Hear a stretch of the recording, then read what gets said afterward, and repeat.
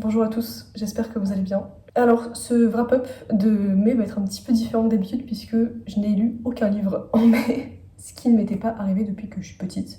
L'explication qui me paraît simple, c'est que j'ai fini mes examens en mai et j'ai beaucoup lu pour mes examens, j'ai beaucoup écrit, etc. Et j'avais vraiment besoin d'une pause de tout ce qui était littéraire, on va dire, de tout ce qui nécessitait une réflexion. Mais en fait, je sais pas parce que ce que je vais vous dire a commencé avant mes examens. En fait, ce que je vous avoue, c'est que j'ai vu 50 films ce mois-ci. Et je vous filme ça, je sais pas si je vais le poster le jour même ou demain le 31, mais on est le 30, j'ai vu 50 films en mai. Vous allez dire, mais Marie, comment c'est possible? En fait, je suis profondément insomniaque depuis des années.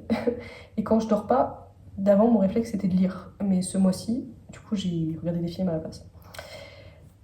Voilà, donc je me suis dit qu'on allait faire une petite review de chaque film que j'ai vu en mai, parce que du coup, il y a de la marge de quoi parler. Je vais pas regarder parce que je filme avec mon téléphone. Il me semble que si je vais sur Goodreads, le seul truc que j'ai rentré en mai, c'est une fanfiction. Pour le contexte, j'ai fini mes examens le 6, mais il me restait 2 examens. Parce que du coup, la plupart de mes examens étaient fin avril.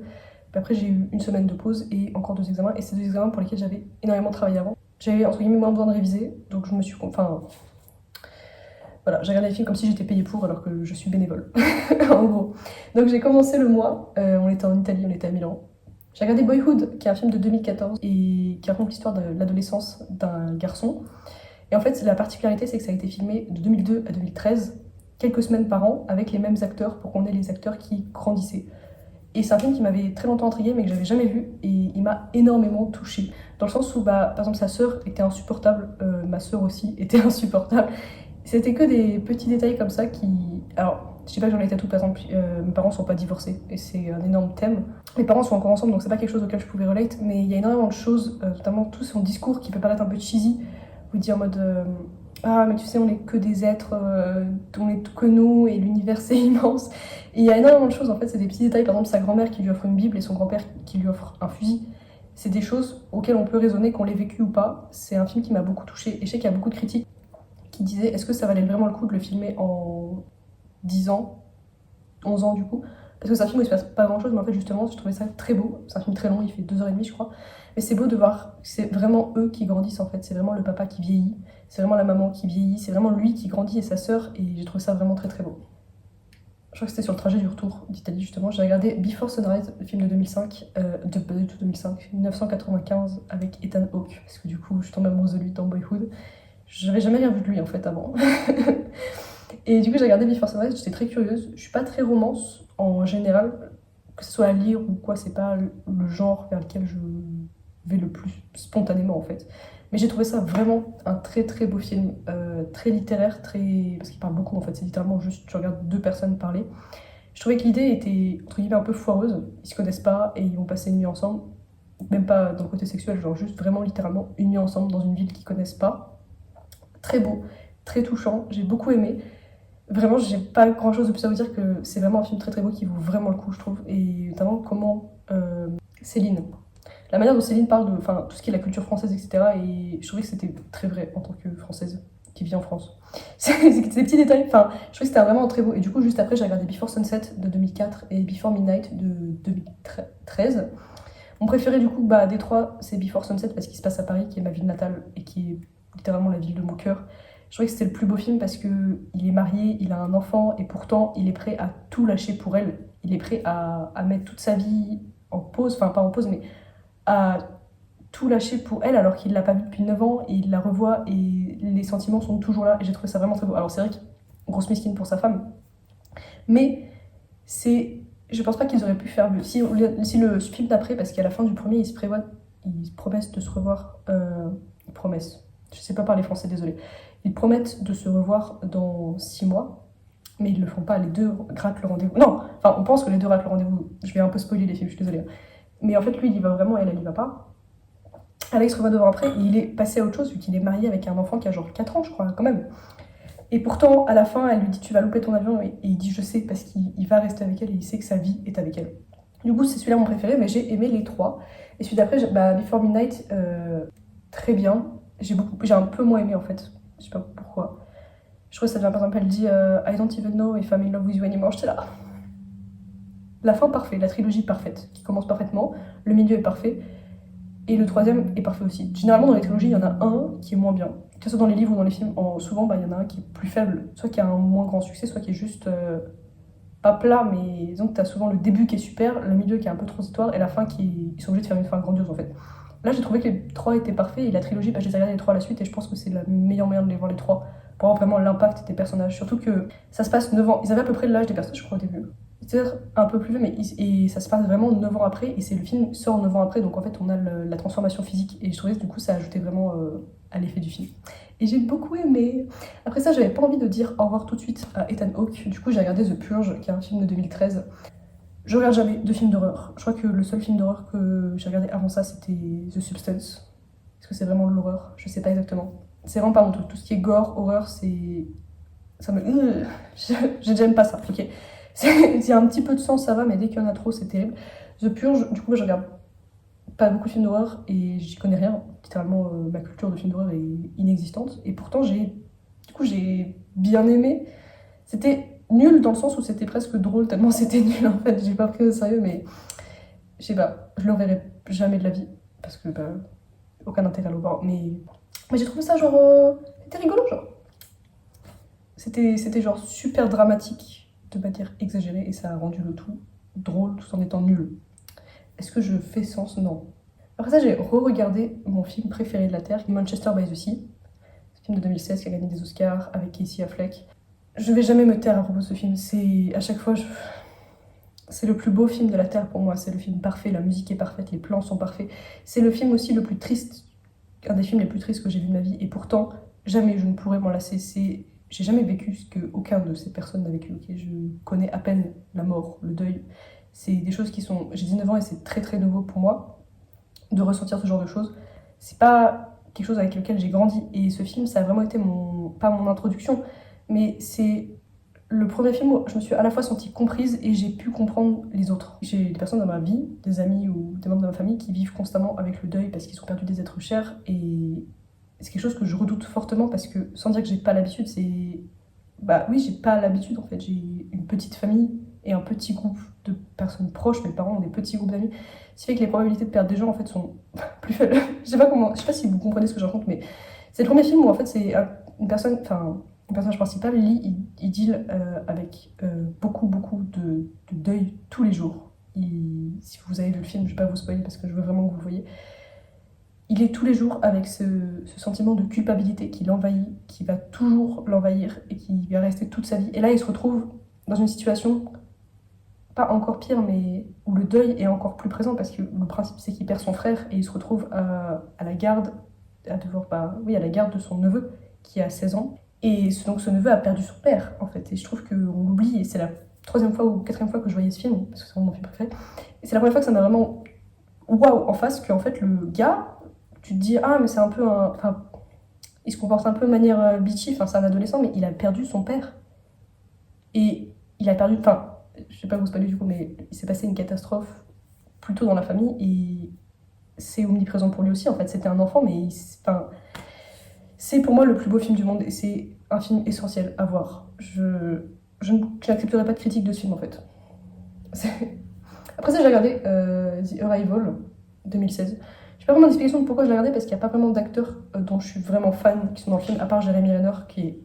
C'est pas un de mes acteurs préférés, mais je trouve que c'est un bon acteur. Genre, je l'ai vu dans Mission Impossible. Mission Impossible Ghost Protocol, c'est là où il est en premier. Je crois qu'il est dans d'autres après, mais Ghost Protocol, c'est mon préféré. Donc bref, très bon film. On en avait parlé en LLCE quand j'étais au lycée. Du coup, il était un petit peu dans mon radar watchlist, mais sans plus. J'ai beaucoup aimé. C'était un très bon film, mais je suis pas sûre d'avoir tout compris. Je pense que je suis un petit peu trop stupide en tout ce qui est science et science-fiction extraterrestre. Je suis pas encore assez, pas éduquée, mais je suis un peu trop à la surface de la science-fiction et de tout ce qui est futuriste pour vraiment apprécier ce film. En gros, elle comprend le langage des extraterrestres et du coup, elle peut voir le futur. Et c'est ça que j'ai pas compris. J'ai compris que pour eux, le temps n'était pas linéaire, mais j'ai pas compris en quoi comprendre leur langage. Ça a fait le déclic en fait dans sa tête. Mais j'ai trouvé que c'était un très bon film et si je me focusais pas trop sur le fait que je comprenais pas, c'était parfaitement compréhensible. À part que le fait qu'elle tombe amoureuse de Jeremy Renner. No offense. Très bon acteur, mais j'ai pas compris. En plus, le roman c'était entre guillemets pas très utile, genre dans le sens où l'histoire aurait été bien sans. Mais sinon, voilà, je pense que je suis un petit peu trop stupide pour ce genre de film, mais ça n'a pas empêché à mon expérience de bien l'aimer. Voilà, après j'ai regardé The Gorge film de 2025. C'est Aurore, ma coloc, qui me l'a conseillé parce qu'elle est... Moi, j'aime beaucoup Anya Taylor-Joy et elle aime beaucoup Miles Teller.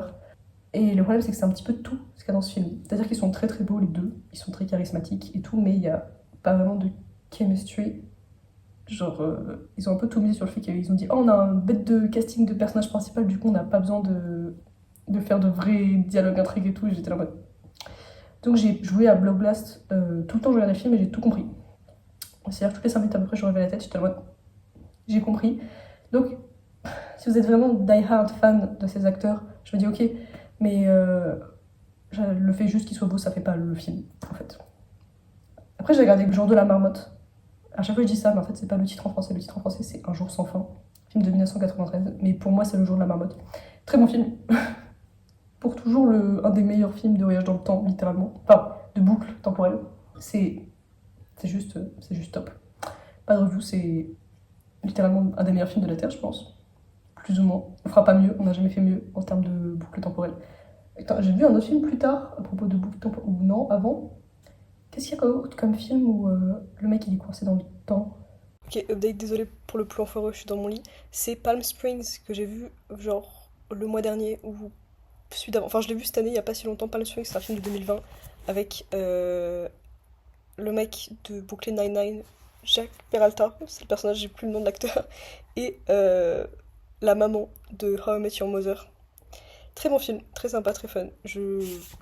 Voilà, j'avais perdu le... En fait, j'avais l'idée, parce que c'est pareil, il se retrouve dans une boucle temporelle, mais j'avais plus le titre. Après ça, j'ai été rappelée à moi-même par mon petit crush sur Matt Damon, et du coup, j'ai regardé les 2 premiers films de la trilogie Jason Bourne. Donc, c'est The Bourne Identity de 2002 et The Bourne Supremacy de 2004. Très bon film, les deux, solide. La CGI est un petit peu dépassée maintenant, et les effets... Enfin, pas d'effets spéciaux vraiment, mais genre l'action est un petit peu...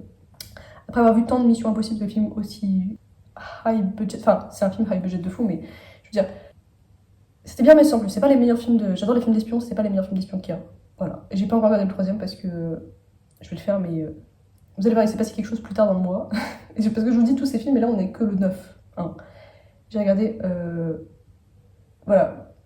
Et après ça, j'ai regardé R de 2023, qui est un film de Ben Affleck avec Matt Damon.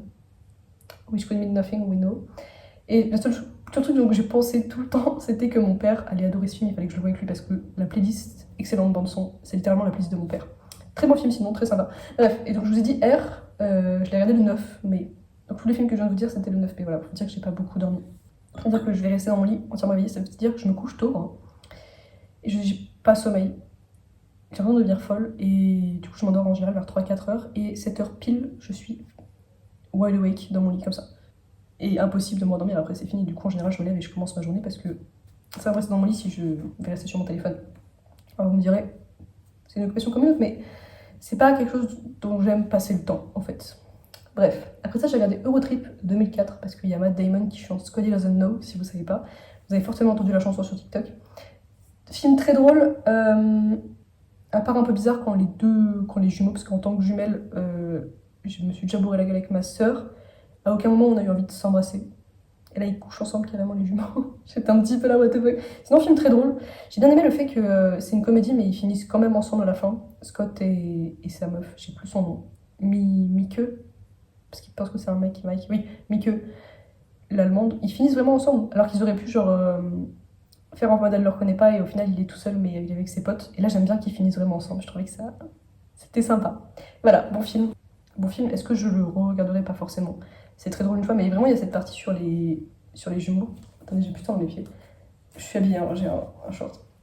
Ce film cette partie sur les jumeaux qui s'embrassent, j'étais un petit peu là en mode est-ce que c'était vraiment nécessaire? Et j'ai pas trop compris. Enfin bon, et après ça, c'est là qu'on entre dans le vif du sujet de ce qui s'est passé ce mois-ci. J'ai décidé de regarder l'intégralité des Marvel. Alors c'était un petit peu ambitieux, parce que du coup je suis en train de faire une pause là. J'ai regardé l'intégralité de la Infinity Saga, la saga de l'infini, qui est la première moitié de Marvel, parce qu'après il y a la Multiverse Saga.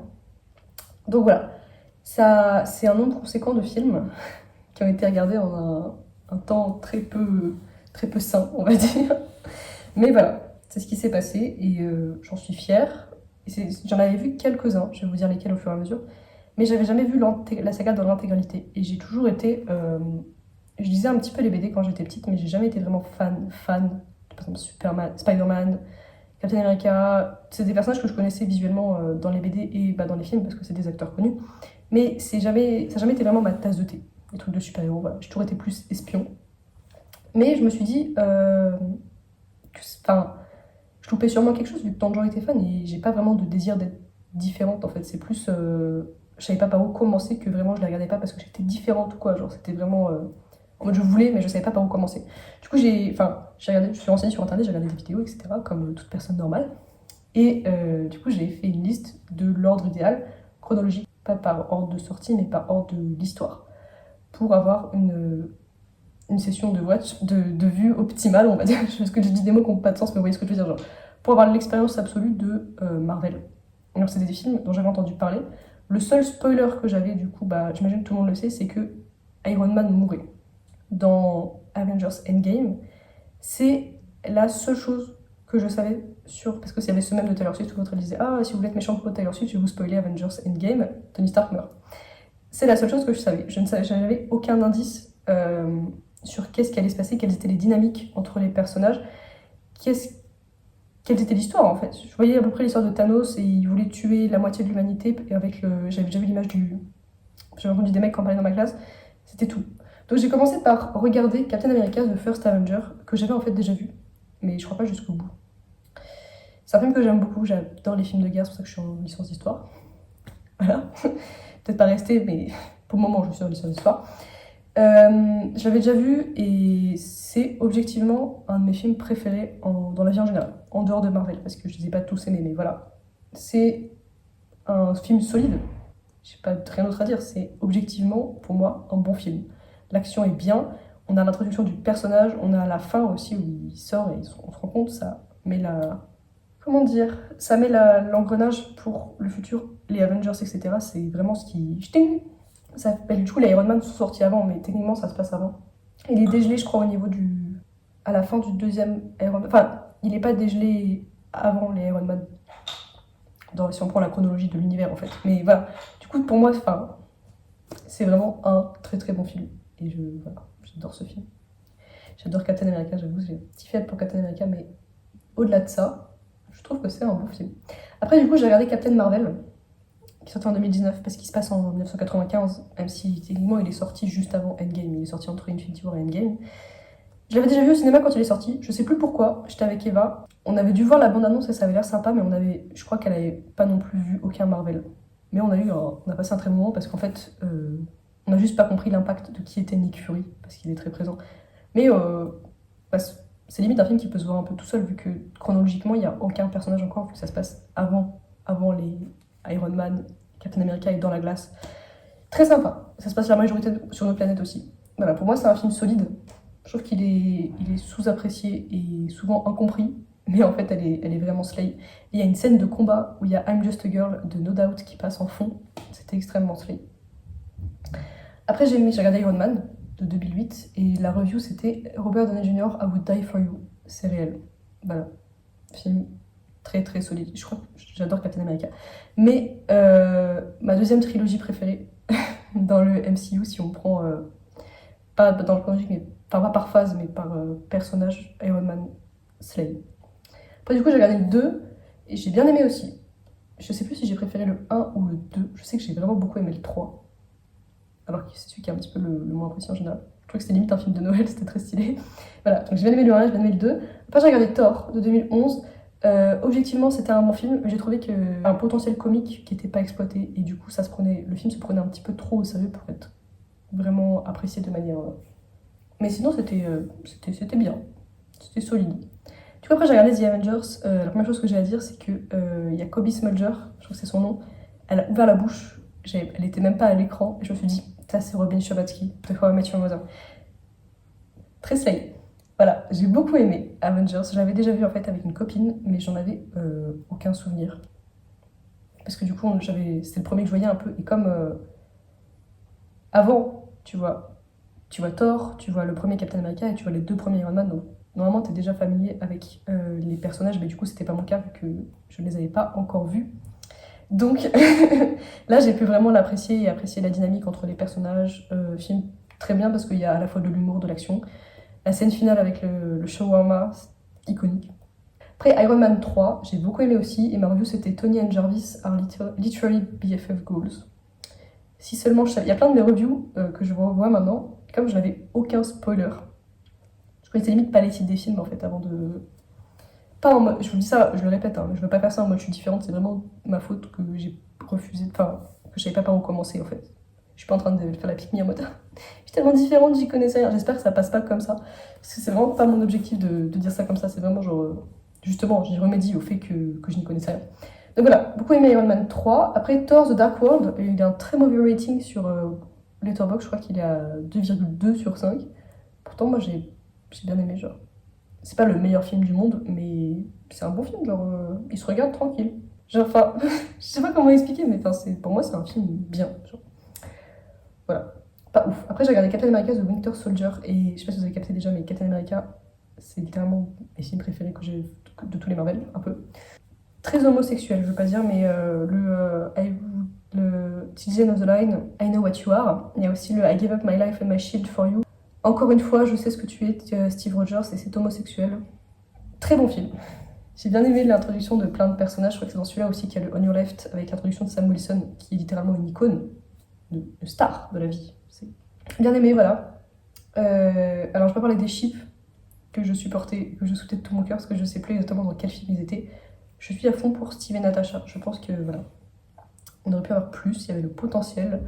Il y avait énormément de moments où ça aurait pu. Ils avaient la chemistry, les deux acteurs. Bah, ils ont travaillé sur plein de projets avant ensemble. Et ils avaient vraiment le. Ça aurait pu. Voilà. Je pense pas que ça aurait coûté grand chose et je pense que ça aurait très bien marché. Voilà. C'est mon avis, c'est mon opinion. Et je la partage. J'ai regardé Gardiens de la Galaxie de 2014. Je l'avais déjà vu. Très bon film. Excellente bande-son. Les personnages sont absolument incroyables. Très très drôles. Tout est parfait à propos de ce film. C'est vraiment genre un banger absolu. C'est le genre de film que justement je pourrais revoir et pas m'en lasser. Et c'est un peu le genre de film, je ne montrerai pas tous les Marvel à mes parents, mais s'ils veulent, si un jour ils me disent ah bah pourquoi t'aimes tant, bah, je leur dirais bah regardez Gardiens de la Galaxie, c'est le feu. Genre. Après ça du coup je voulais regarder Gardiens de la Galaxie 2 2007. Je crois que je l'ai un petit peu moins aimé que le premier parce que le premier est quand même iconique. Mais c'est quand même un très bon film, il y a une très bonne bande son, la fin de famille est géniale et en plus c'est drôle. Tout ce qu'on veut. Trop d'un film. Bonne dynamique de personnages, bon humour, bonne bande son, ça fait un bon film. Du coup après Avengers Age of Ultron, alors très très bon film, mais juste j'ai trouvé qu'il était un petit peu trop long et un petit peu trop bordélique. Je trouvais qu'il y avait un peu trop de personnages qui étaient introduits et on n'avait pas du coup le temps d'apprendre à les connaître. Pourquoi aussi ils ont tué Aaron Taylor Johnson aussitôt. Son personnage avait du potentiel de fou, il était drôle, il y avait grave la dynamique possible avec Wanda. Alors je comprends que ça fait partie du développement du personnage de Wanda, mais je pète un petit peu le seum. Voilà. Et dans ma review, j'ai mis also the banter between Steve and Tony is gold. AO3 hates to see me coming right now. Alors si seulement je savais ce qu'allait m'attendre avec Civil War. J'étais un petit peu innocente à l'époque. Alors. La pauvre Marie qui avait rien demandé à personne, elle était fan de Steve et Tony. Alors je précise que je les voyais pas en couple, je les voyais plus en amis, mais je trouve qu'ils avaient le potentiel d'être besties. Je peux dire que j'ai pété le seum quelques films plus tard, mais voilà.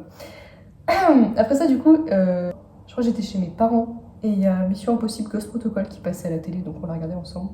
C'est mon Mission Impossible préféré. Et avec mes parents, on n'est pas tous fans de Mission Impossible, mais c'est un petit peu ce genre de truc qu'on regarde en soirée famille et tout.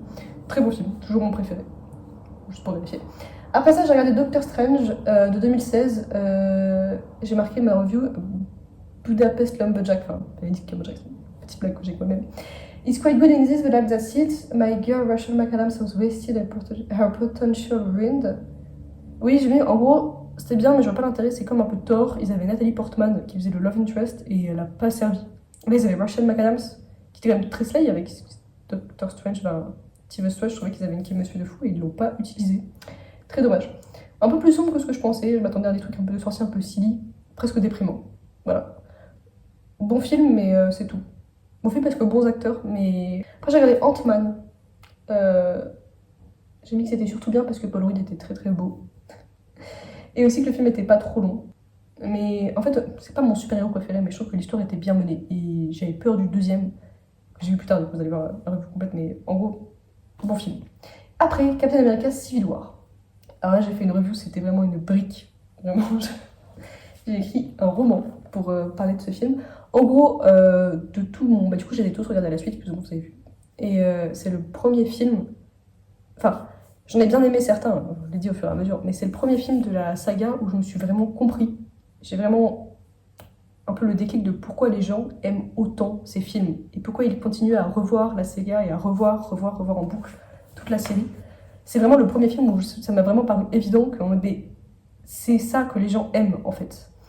C'est parce que c'est juste parfait en fait. J'ai pas d'autre mot pour décrire ce film que parfait. Enfin, dans le genre de super-héros, hein. Après, si vous aimez pas ça, voilà, mais pour moi, de tous ceux que j'ai regardés, c'est le film parfait.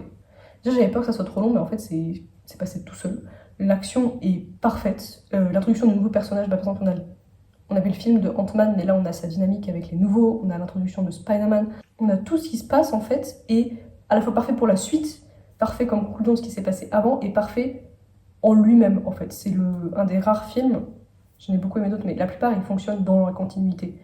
Là, c'est le film... Tu comprends rien si tu l'as pas vu, mais c'est le film que je pourrais revoir tout seul sans revoir toute la saga et je serais en mode ouais, ça c'est un bon film. Tous les plot twists, j'étais absolument choquée. À part, gros spoil, attention, désolé. Le plot twist que c'est Bucky qui a tué les parents de Tony. En fait, je suis un petit peu conne. Je disais des fanfictions, je sais plus quel ship, pas important. En gros, et il y avait c'était un petit peu une version modifiée de. En gros, je pensais que c'était un univers alternatif à partir de The Winter Soldier, parce qu'il y avait un élément qui changeait, en gros. Je sais pas vous spoiler ou quoi, mais...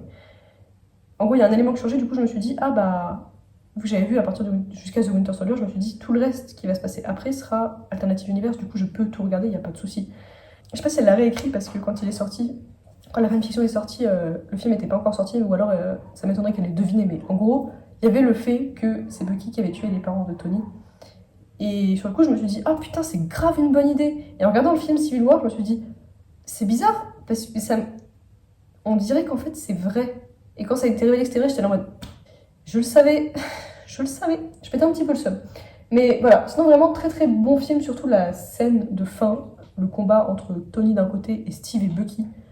Waouh! J'ai pas d'autres mots, waouh! Et le fait qu'ils partent à la fin, j'étais mes stunts, vraiment j'étais mes waouh!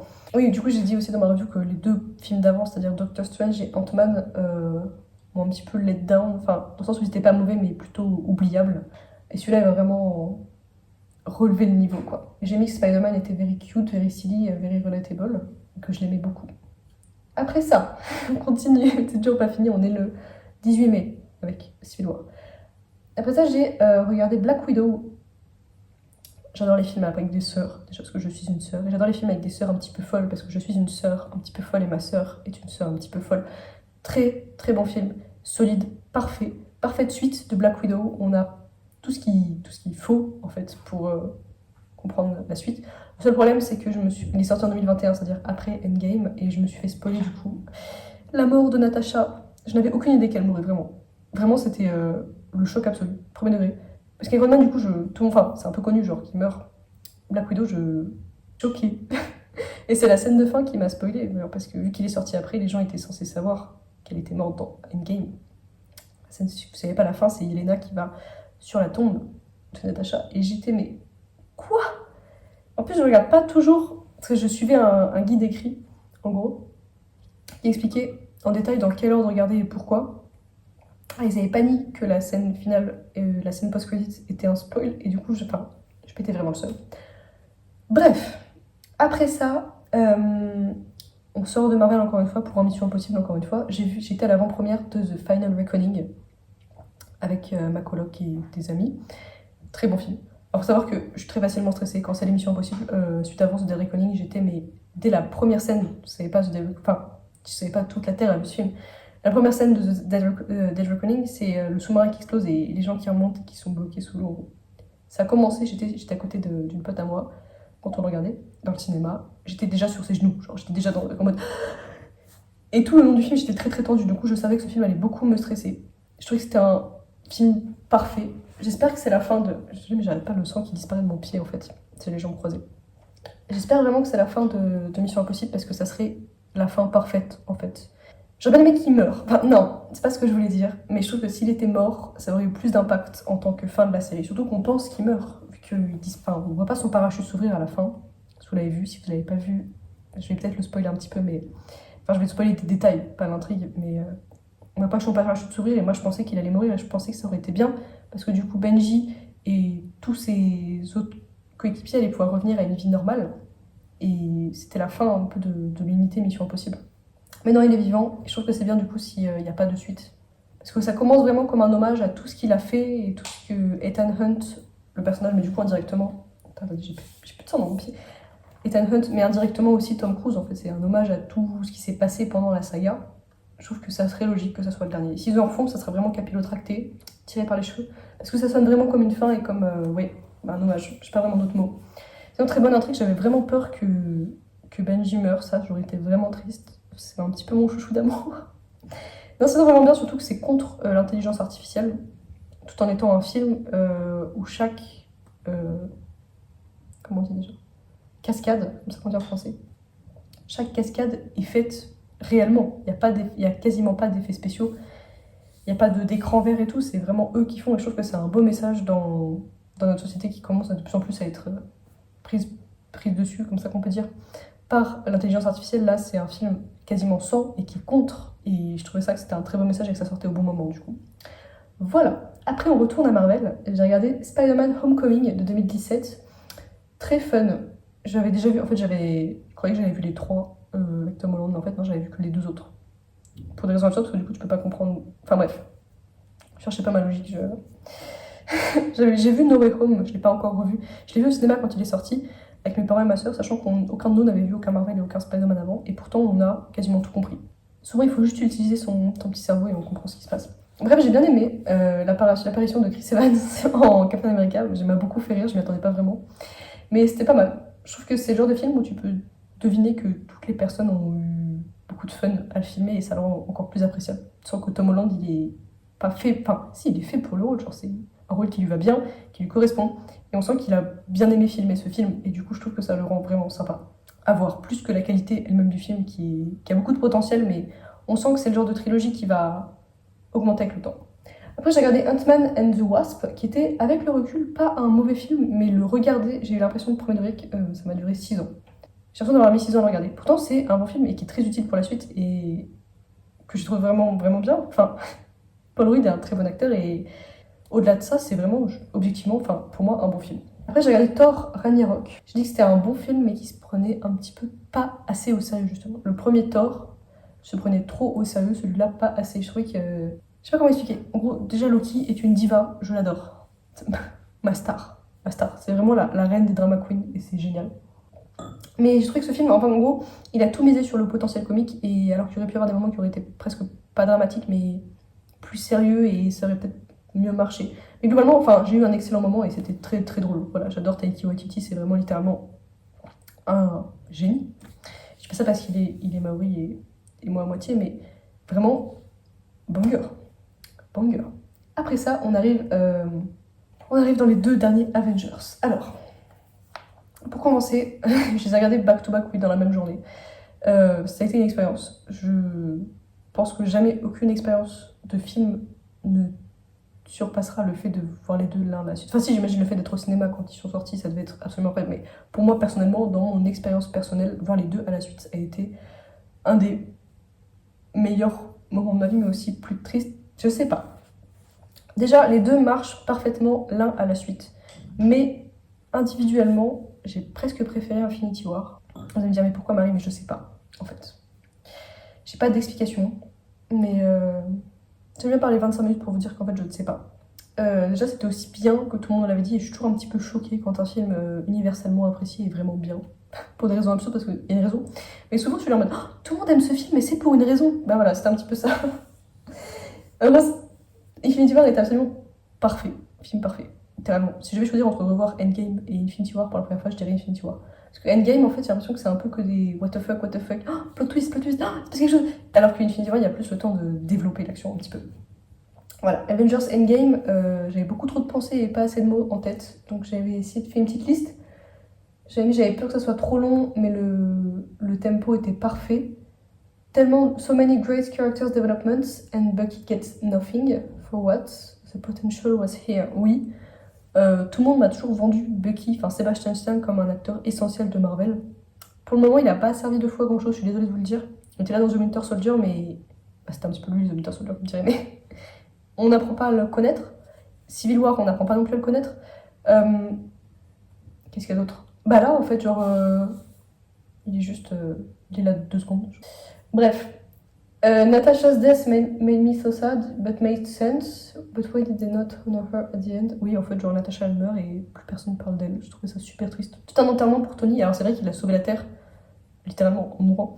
Mais en même temps, comment dire, sans Natasha, ils n'auraient jamais eu la pierre. Donc, ils n'auraient pas pu réussir. Et Tony serait pas... Enfin, je trouvais que c'était un petit peu ingrat qu'ils aient pas reparlé d'elle. Genre, juste...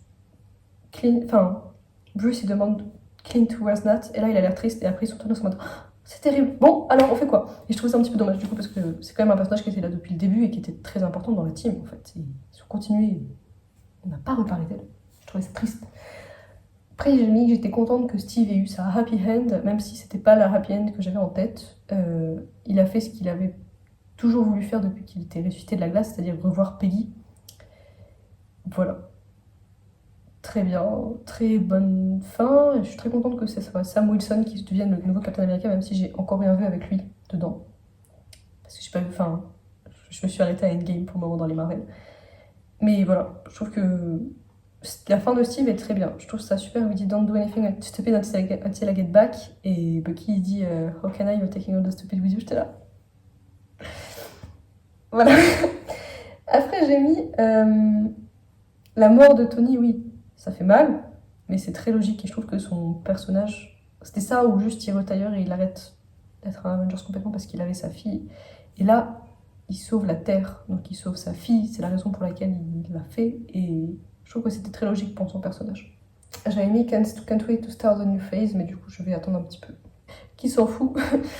Après ça, du coup, j'étais chez mes parents et il y a Mission Impossible Rogue Nation, du coup, celui de 2015, le 5, il me semble, qui passait à la télé, je l'ai regardé avec ma maman. Toujours un bon film, pas mon préféré, mais un bon film. Après, du coup, je m'étais dit, bah, après avoir regardé Marvel, je vais regarder Star Wars, parce que j'ai jamais vu Star Wars, à part les 2 premiers, enfin, qui sont le chapitre 4 et 5 que j'ai vu, mais j'avais pas vraiment de souvenir. Du coup, je m'étais dit, ouais, je vais regarder tout Star Wars. J'ai regardé le premier, du coup, Star Wars de 1977, du coup, chapitre 4, si vous prenez par ordre de chapitre. En fait, le changement de CGI, des effets spéciaux et le manque d'humour par rapport à Marvel était un petit peu trop brutal et du coup, je me suis dit que j'allais faire une plus longue pause. Du coup, j'ai regardé le premier, mais je regarderai les autres plus tard de Star Wars parce que là, c'était un petit peu brutal comme changement. Voilà. Après ça, j'ai regardé Knives Out de 2019 parce que Chris Evans me manquait. Je suis une fangirl dans mon cœur, je suis désolée, j'ai plus ça dans mon pied, ça me fait trop mal. Alors, j'ai fait une review en mode things I liked et Things I didn't like. Alors, j'ai mis Things I liked, Everything About Ransom, because I relate to him a lot. Et après avoir fini le film, j'ai mis Updates, I know I don't relate to him. En fait, j'avais vu le film il y a très longtemps, mais je crois que je le mélangeais avec des livres ou d'autres films d'enquête un peu que j'avais vus. Et dans ma tête, en fait, le vieux se suicidait. Et à la fin, il n'y avait pas de coupable parce qu'en fait, c'était lui qui s'était suicidé et vu que c'était un auteur, il avait tout imaginé un peu. Donc j'étais un peu choquée quand c'était Ransom, en fait, j'étais en mode ah, je me souvenais pas. Donc voilà. Après, dans les Things I Liked, il y avait Catherine Langford, parce que j'adore Catherine Langford, The Hamilton Reference et la première Alpha War, When You Get to Know Them All and the Possible Motives. Voilà. Et aussi, nous, qui savons, enfin, on pense savoir ce qui s'est passé tellement tôt dans le film, mais en fait, non, on ne sait pas. Et j'ai trouvé ça vraiment super que tu te dis ah, bah je sais, mais comment elle va réussir à le cacher? Et en fait, c'est même pas elle la coupable au final. Très sympa. Chose que j'ai pas aimé, le vomi, parce que je suis métophobe. Linda, parce qu'elle m'a saoulée, et Richard, et ses pensées sur les immigrants. Ferme ta gueule. Voilà. Après, j'ai regardé A Real Pain 2024, film qui m'intriguait beaucoup parce que je suis amoureuse des 2 acteurs, mais aussi parce que l'histoire me tentait vraiment. Je suis très intéressée dans la culture juive, etc. C'est des choses qui. L'Holocauste, tout ce qui est la Seconde Guerre mondiale, etc., c'est des choses qui. Enfin, j'allais dire, ça m'intéresse beaucoup, c'est un petit peu triste, c'est quand même un génocide, mais c'est des thèmes qui sont très importants pour moi et dans ma vie un peu. Enfin, c'est des choses qui m'ont toujours vraiment beaucoup intéressée et du coup, je trouve que c'est un film tellement, j'ai pas le mot en français, mais relatable. En gros, c'est tellement raw, tellement honnête. Je trouvais que c'est tellement réel en fait. C'est vraiment un très beau film et je regrette pas du tout de l'avoir vu, même si c'était extrêmement triste. Après, j'étais de nouveau en manque de Chris Evans. Ça arrive à tout le monde, ok. Et j'ai regardé Gifted de 2017, film que j'ai adoré en tant qu'ancienne Gifted Child. C'était assez assez réel. Tout le fait que son oncle il se bat pour pas qu'elle aille dans une école spécialisée, c'est quelque chose que j'aurais aimé que quelqu'un fasse pour moi en fait, que je sois pas vue comme différente à ce point. Et je trouvais que c'était vraiment un très très beau film. Je pensais pas que ça allait être aussi triste. Surtout que le début est assez comique. Des moments drôles, et tu te dis en mode haha, et là c'est la dépression. Je pensais pas chialer. Aussi le fait que McKenna Grace, elle s'appelle la meuf, enfin la petite fille, elle a 4 mois de moins que moi seulement. 4 mois de moins. Et elle va jouer dans le nouveau Hunger Games. Et du coup, en fait, littéralement, ça me donne envie de me suicider parce qu'on a littéralement le même âge. Et c'est une star et moi, je suis moi. Voilà. Après, j'ai décidé de regarder les 2 Fantastic Four, qui sont de 2005 et 2007. Très très vieux, les effets spéciaux. Laisse à désirer, mais ça a rendu presque le truc très très drôle. J'étais encore une fois en manque de Chris Evans. Et ça m'a fait sentir vraiment très très nostalgique parce que je lisais beaucoup du coup les BD quand j'étais petite par rapport à. Je lisais plus ça que tout ce qui était Marvel, bah, Captain America, etc. J'adorais les Fantastic Four. Puis j'ai regardé les 2 à la suite et c'était vraiment vraiment très très drôle. Vraiment beaucoup aimé. La dynamique entre Sue et Johnny était vraiment super drôle parce que sibling dynamique ça me fera toujours rire en fait. Et voilà. Après j'ai regardé The Hobbit au cinéma. Il les passe au notre cinéma local.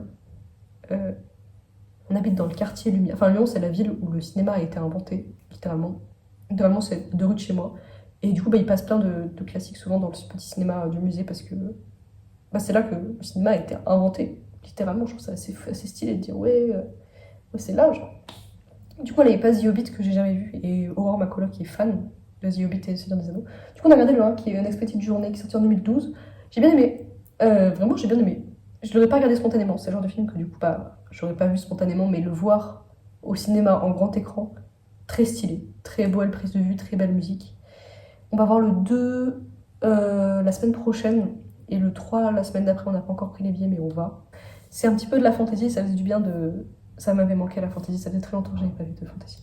Après, j'ai regardé Deadpool 2016. Je l'ai pas fini, mais c'est un petit secret entre nous. J'ai pas regardé les dernières 40 minutes, je crois.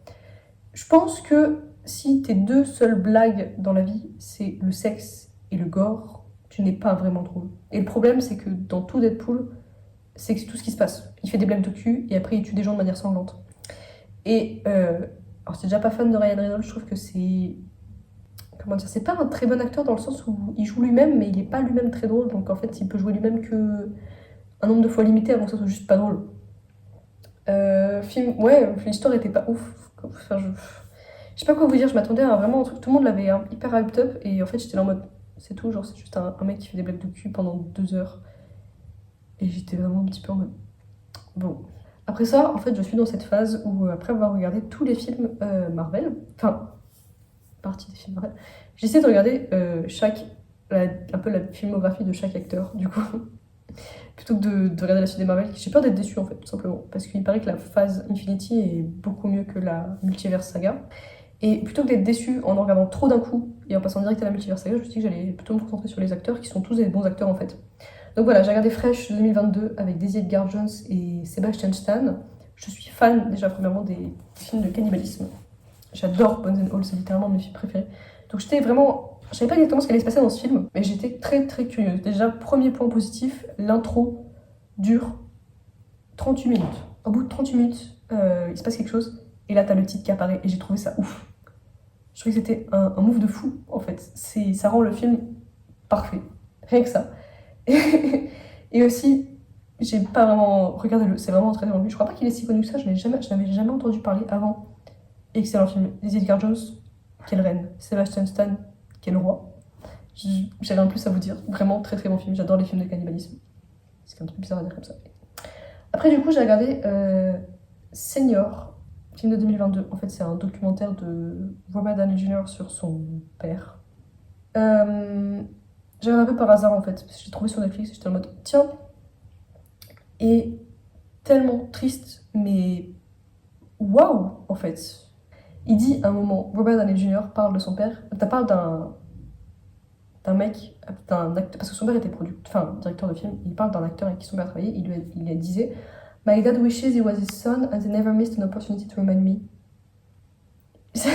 Waouh. J'ai l'impression que il l'a fait pour rendre hommage à son père, mais tout ce que ça m'a fait sentir, c'était. J'ai pas l'impression que son père était une bonne personne, et je dis ça en mode c'est la révolution du siècle, mais son père était littéralement responsable de toutes ses addictions et il a failli mourir à cause de la drogue, et c'est parce que son père lui a donné. Et ils en parlent un petit peu dans le film de la drogue, mais je pense que il aurait pu... Enfin, peut-être que Robert Downey Jr., à un moment dans sa vie, il espérait d'une excuse, et cette excuse n'est jamais venue, et son père est mort sans lui dire qu'il était désolé de lui avoir fait tout vivre, tout ça, et je trouve que c'est vraiment triste, parce que on sent que dans ce film, enfin, dans ce documentaire qui a été filmé du coup sur plusieurs années, on sentait qu'il espérait une forme de vraiment pouvoir dire adieu à son père et fermer le chapitre, mais au final, ce chapitre sera jamais fermé parce que son père ne s'est jamais excusé. Je trouve ça vraiment très triste. Voilà.